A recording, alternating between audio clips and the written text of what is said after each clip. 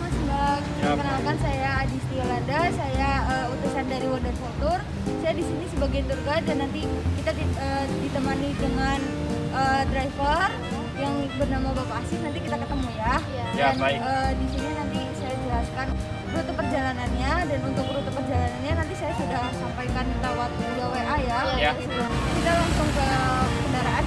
Benida sama Mas Al, nanti kita pertama ini akan langsung mengeksplor di Batu Raden. Kebetulan Batu Raden ini di sini tuh sebagai ikonnya Kota Banyumas, sebagai lokal wisatanya gitu. Nanti kita akan mengunjungi beberapa destinasi di sana. Kita enjoy di perjalanan aja, kita selesai main, oke?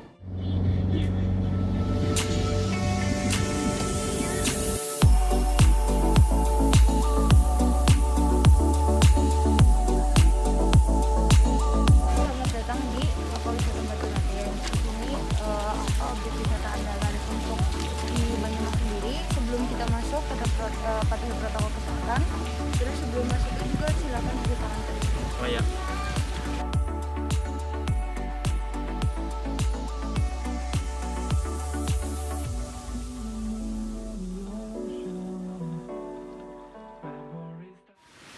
Bisa kita berhenti sebentar. Oh ya. Ya, jadi akan saya ceritakan mengenai sejarah Batu Raden sendiri itu, penamaan Batu Raden. Nah, dulunya penamaan Batu Raden dilihat dari patung yang ada di sini itu ada dua kata yang dirangkai, yaitu antara Batur dan Raden. Jadi Batur itu artinya itu pembantu, atau Batur pembantu. ya Batur itu pembantu, dan Raden itu ya untuk gelar si Kalangan putrinya, bangsawan. ya untuk kalangan bangsawan. Nah, suatu hari itu dulunya tuh dia itu sedang berjalan-jalan di wilayah area kerajaan, terus tiba-tiba dia katanya ada ular yang mengancam dia, terus tiba-tiba si Sutanya menolong, kayak gitu. Terus habis itu malah deket. Nah, dianya itu lama-lama itu mereka nyaman, mereka itu, dan si yang perempuan itu si Radennya itu meminta kepada orang tuanya, meminta pada ayahnya untuk yaitu dinikahi oleh si Suta. Tapi sama pihak kerajaan karena melihat statusnya dia itu hanya sebagai batur atau pembantu, perempuan itu adalah anak raja Raden, akhirnya mereka itu tidak disetujui atau tidak direstui. Nah, akhirnya mereka berdua itu kawin lari menuju ke satu daerah yang terpencil, desa yang sejuk. Nah, itu adalah awal mulanya penamaan Batu Raden. Ada dua versi cerita. Itu ada versi legenda masyarakatnya dan ada versi menurut ada alirannya untuk aliran kepercayaan, terutama untuk agama Islam sendiri. Nanti sambil jalan kita sambil cerita Ngobrol. aja ya, Ya. gitu.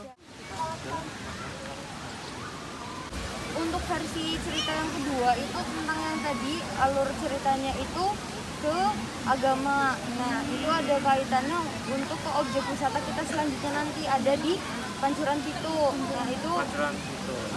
nanti kita juga akan menuju ke sana setelah ini supaya runtutan ceritanya kita jelas, dan di sana pun ada petilasannya gitu. Oh.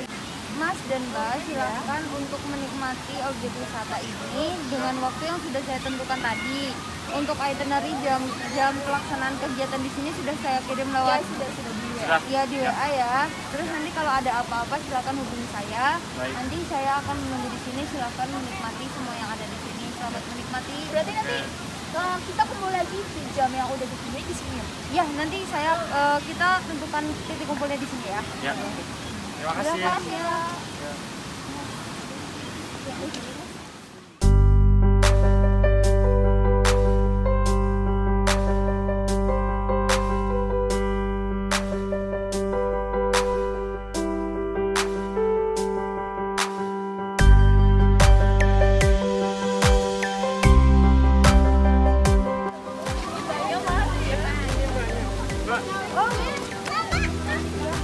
Ya udah Mbak, tadi kita udah keliling ke atas.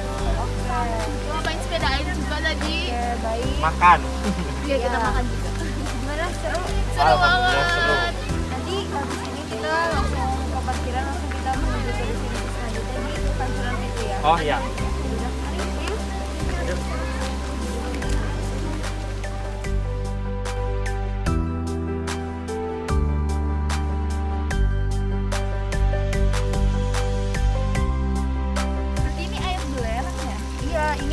sumber airnya itu dari gunung aktif, namanya ini Gunung Selamat gitu. Itu tadi kan berdasarkan cerita yang sebelumnya ada di lokal wisata Baturaden itu mengenai versi Syekh Maulana Mahmudi, itu dikenal juga sebagai mbah atas anginnya.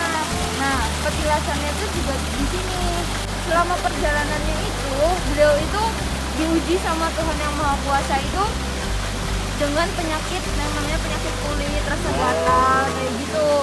Nah, obatnya itu dia melalui mimpinya dia itu harus menuju ke arah sini gitu, dan beliau itu akhirnya mandi di sini di Pancuran 7 ini dengan belerangnya itu. Makanya ada mitos lokalnya itu belerang itu berfungsi untuk menyembuhkan berbagai penyakit kulit. Ya. Gimana experience-nya di sini? Bagus. Asli.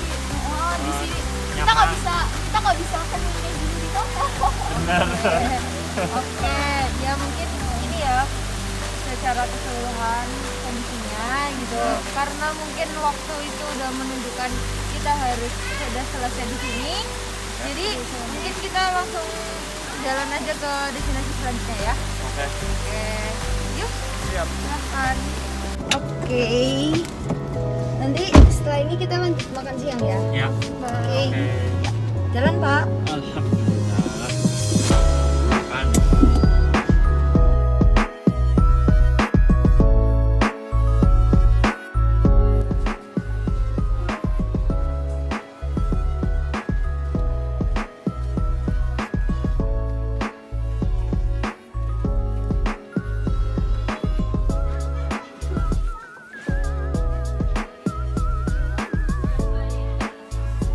Selamat makan, selamat menikmati hidangannya di rumah makan Kopi Imroh.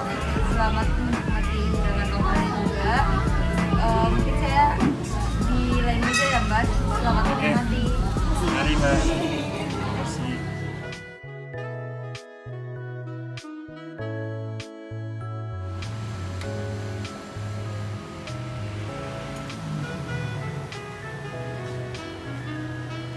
Sampai di penginapan, nanti silahkan check-in dengan dokumen yang sudah saya berikan sebelumnya. Ya. Nanti bilang saja dari Biro Wonderful Tour ya. Ya. Untuk penginapannya 2 malam ya. Ya.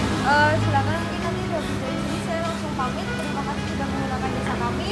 Untuk nanti malam mungkin kita kalau misalnya mau kontakkan silahkan. Dan apabila membutuhkan keperluan lain-lain bisa sekitar sini ada banyak untuk fasilitas-fasilitas yang bisa dinikmati. Begitu saja. Ya, Terima kasih. terima kasih banyak atas idenya. Sebelum kita perpisahan nih, boleh minta tolong kritik dan sarannya untuk bisa membangun kami, terutama untuk saya sendiri selama mendampingi Mas dan Mbaknya gitu. Ya, sebelumnya kita mengucapkan terima kasih banyak ya Mbak udah menemani kami dalam perjalanan kami ini. Untuk kesan dan pesan itu benar-benar keren sih, ini kita sangat puas ya, tidak sia-sia kami menggunakan jasa Mbak. Selama perjalanan kami merasa ya senang, terus tempat-tempat wisata yang ada di sini emang yang benar-benar ikon dari Banyumas juga. Lalu selama perjalanan ya alhamdulillah kami merasa enjoy saja. Untuk kritiknya apa ya? Apa ya? Mungkin waktunya ya kali ya, waktu di Kurang lama. selama di tempat wisata kami merasa kurang puas. Oke, baik. Mungkin itu bisa jadi masukan untuk kami. Nanti sampai ketemu di trip selanjutnya. Sekarang mungkin waktu kita cuma sampai di sini. Silakan untuk bisa istirahat dan menikmati kegiatan selanjutnya